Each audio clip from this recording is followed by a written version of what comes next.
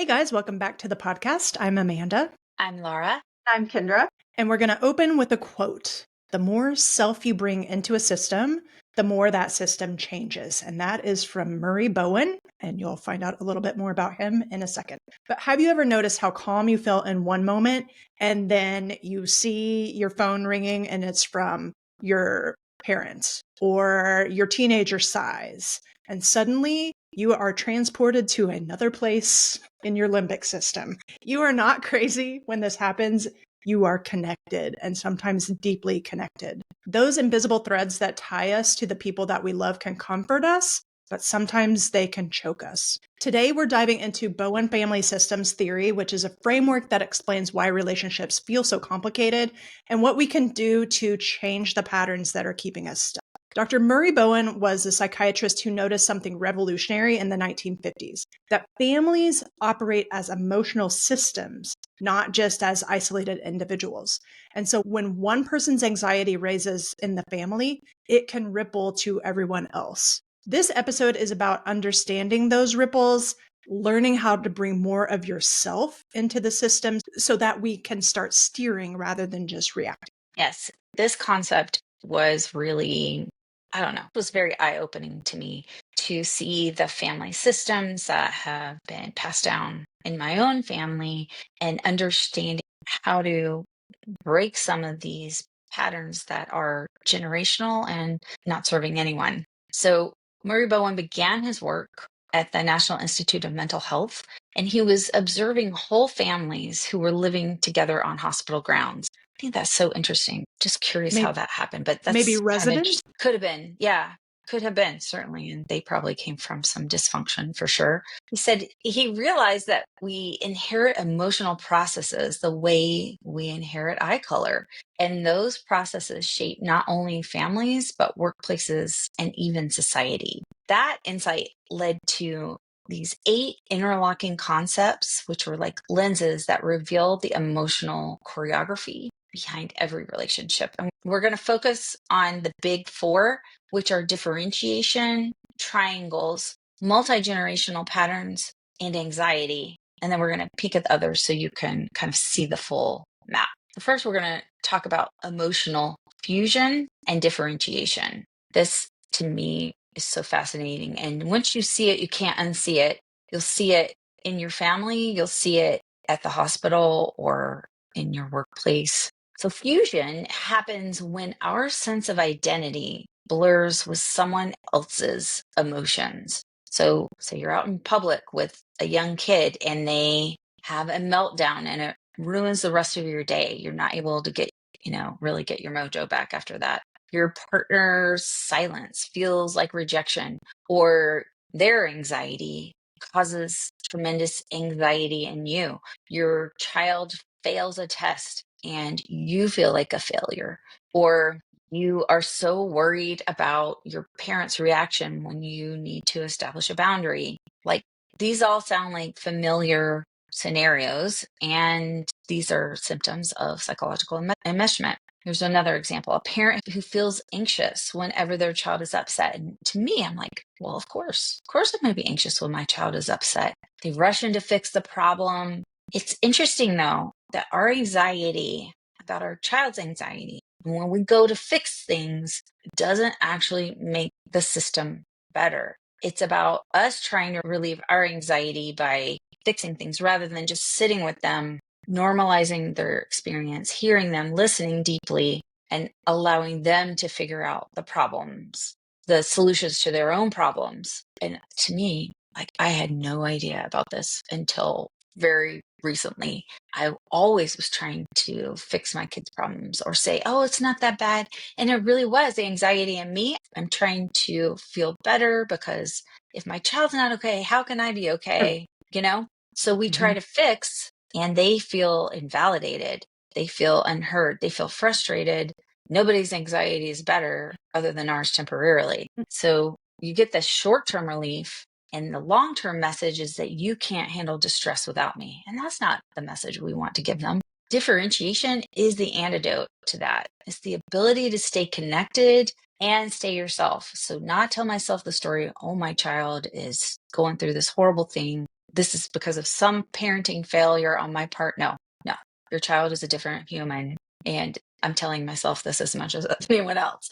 That is my child. And it's so interesting. My teenage son taught me this. He was like, when I tell you that I don't feel good enough at something and you tell me I'm wrong, it feels terrible to me. And I was like, what? What? I was like, I don't know. I think it was kind of miraculous insight that a young man like that could give me that, but he was absolutely right. And the appropriate and differentiated way I could have approached that would have been, hey, tell me more about that. I don't see you that way, but that must feel hard. What is it that you think is making you feel that way?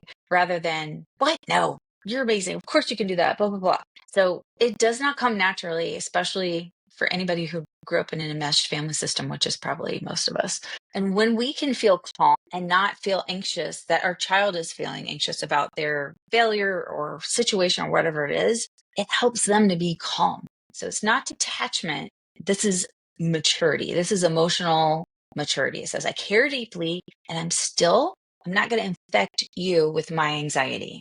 I'm going to create my own peace and hold space for whatever you're going through, offer support, but not try to change your experience. So Bowen saw differentiation as the measure of emotional adulthood, which I think is so interesting. So a work example would be like, I call a consultant. They reel on me, and this almost never happens anymore, but they'll say terrible things.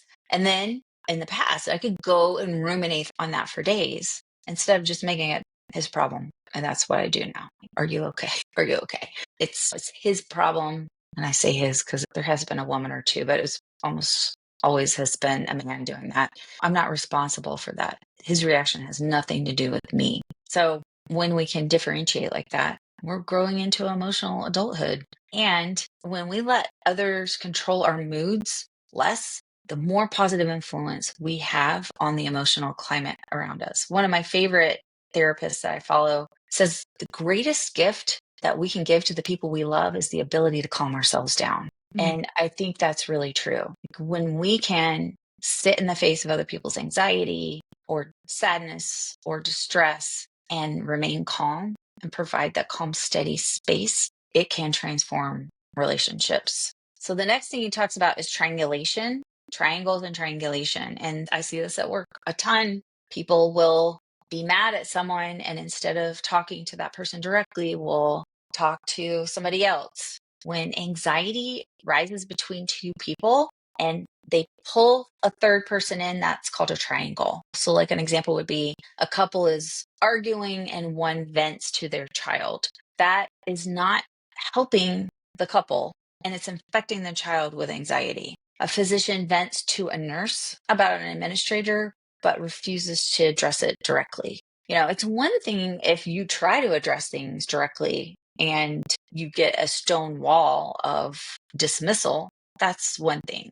But if instead of taking problems head on, we're triangulating to try to diffuse our anxiety rather than addressing it, that is a problem. It lowers the tension between the first two people, but it displaces it onto the third. And this is particularly harmful when we're talking about displacing this anxiety onto our children. So triangles soothe anxiety short term, but they freeze growth long term. So to step out of a triangle, notice when you're being recruited. Am I carrying someone else's conflict? And certainly we can ask people for advice. That's different than just venting and saying, isn't this so toxic? Blah, blah, blah. It's different than trying to get their validation. I hope that's clear. We can certainly go and ask for input. How am I showing up? That's not being kind or appropriate. But when we're recruiting people to try to be on our team, so to speak, that's triangulation. So if somebody is trying to recruit you, you can say, that sounds like something to bring up with them. It would be reasonable to bring that up.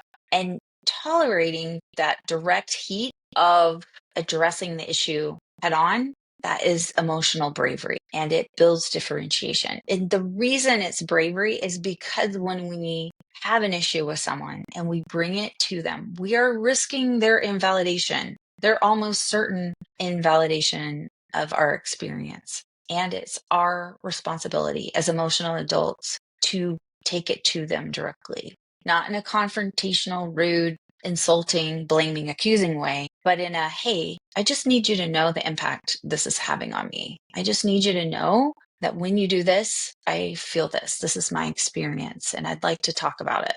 Yeah, that's good. I think there is a way to do that. I wonder sometimes if, what we label as like the non-confrontational person, would shy away from this opportunity. But I wonder if being able to maybe bring it internally, like you said, drawing a line in the sand to say that I'm going to protect my peace. In doing so, I must talk to this person, like maybe reframing it so it doesn't seem like it's just so confrontational, because people will identify that. I'm not a confrontational kind of person, but is it important to you that you stay steady? Is it important to you to keep your peace? Is it important to you to know that you're going to have to deal with this person over and over again, especially in the hospital when we're on teams and we see the same people over and over again? I don't know. It's just interesting that I hear that, and I wonder for those people that carry that identity, if it wouldn't be something that could be shifted to like,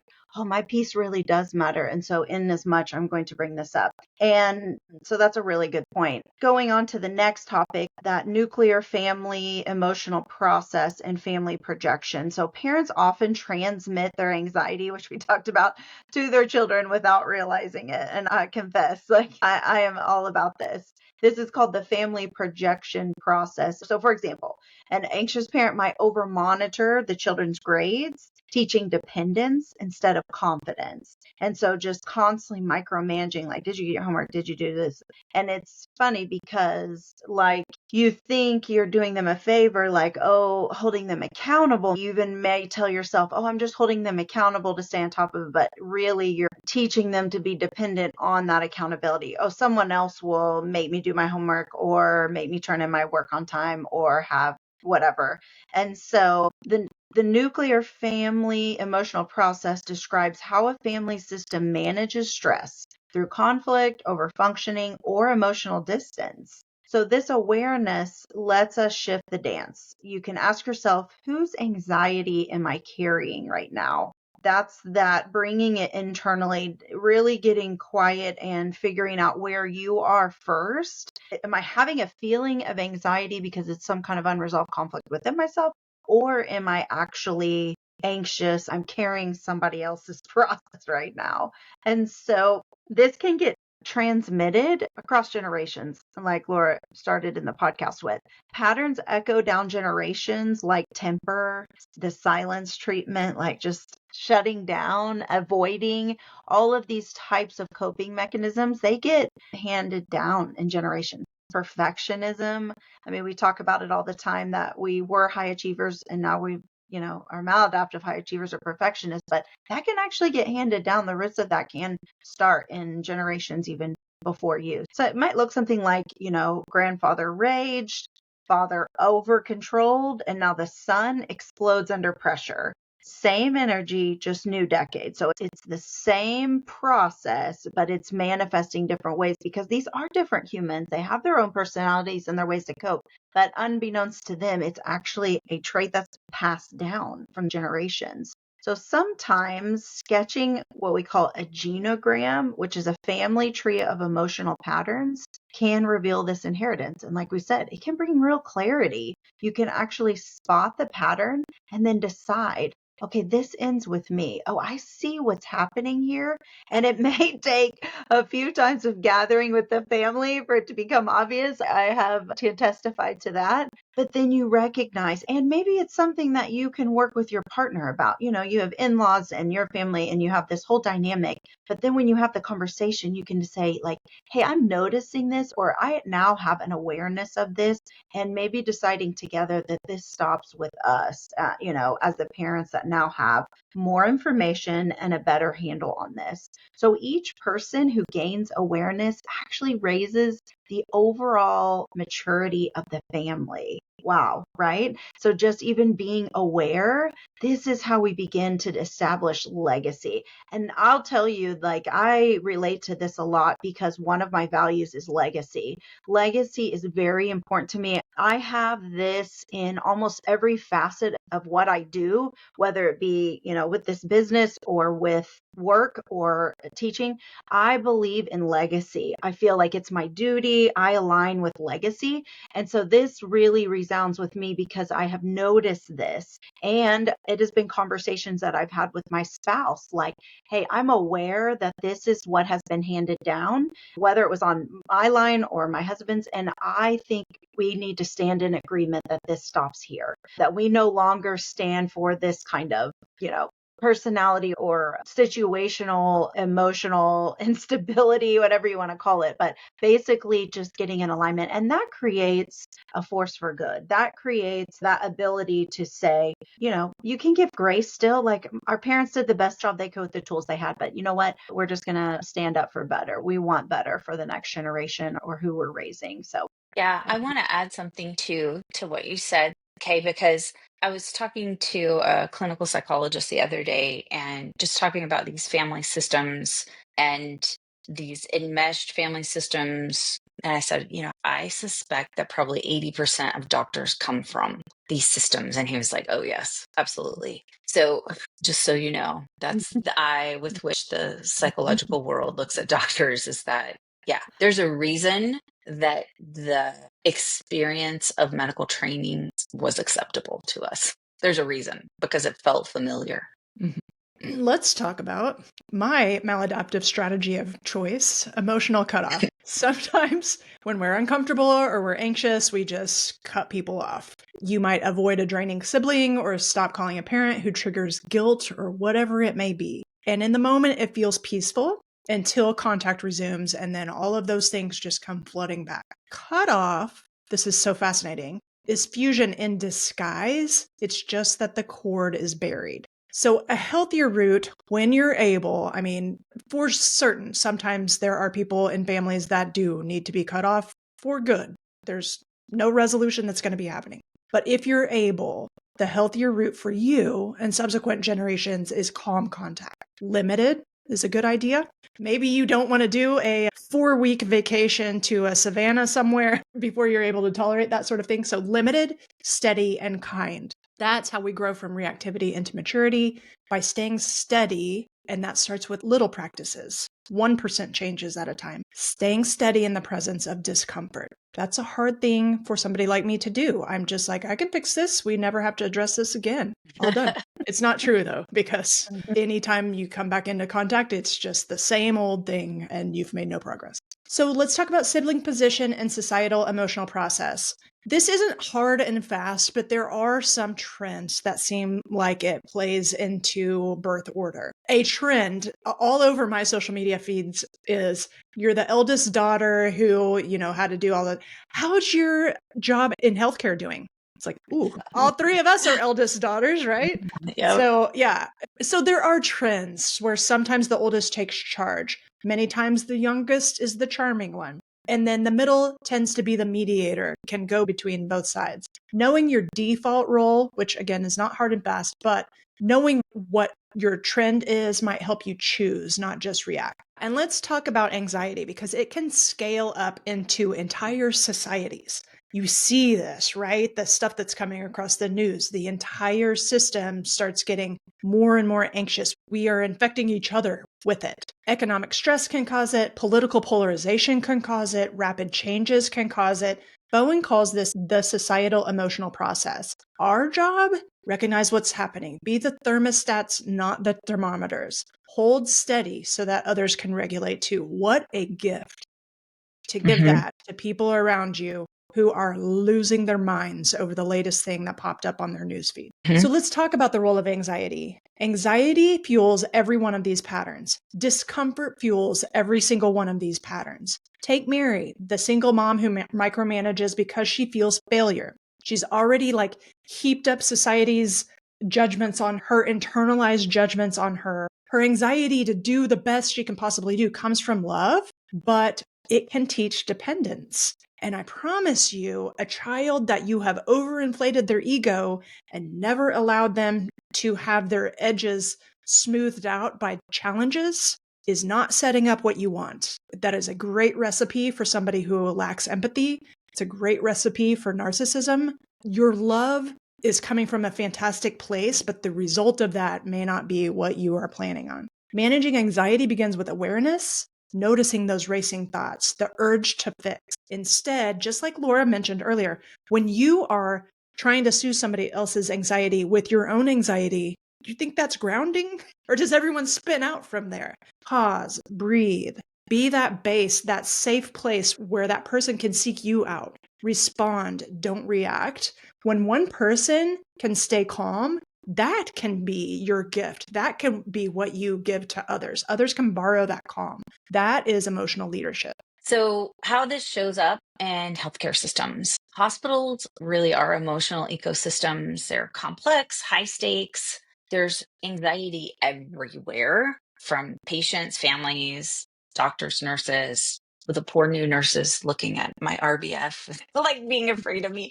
I'm like, sorry, guys. You can't rest until everyone is happy with you. I see this in clients who get behind in their clinic schedules. They're so afraid of making patients mad. And guess what? It makes people mad when they don't stay on time. So if you can't rest until every patient likes you, every nurse and consultant is happy, your worth fuses with your patient satisfaction scores. Differentiation means remembering I'm responsible for care quality, not everyone's comfort. I will do the best I can.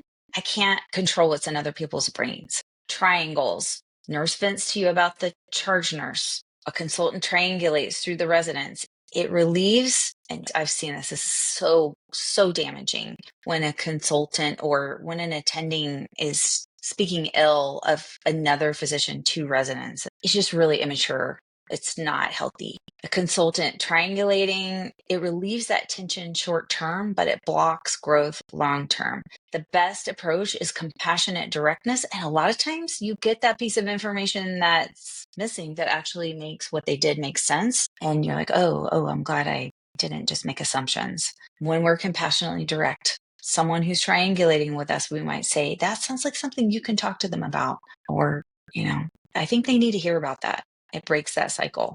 Family projection and teams. Anxious leaders push pressure downward. Our anxiety creates anxiety for the whole team, and it does not make for better medical care. When administrators are worried about metrics and they push that anxiety on physicians worry about throughput, and then the residents worry about their evaluations. That anxiety is cascading until somebody grounds it. And you're listening to this, you're getting this information, you can be one who helps stop this cycle. Emotional cutoff. When we get super burned out, sometimes we're isolating, like our minds think, oh, this is helping me survive. That distance protects in the moment, but it deepens system anxiety. So when we're cut off, our families feel more anxious. When we're cut off, our colleagues might feel more anxious. Healthy differentiation means being able to stay connected while maintaining boundaries, being able to be calm and present and not absorb other people's emotions. And then the societal emotional process in healthcare.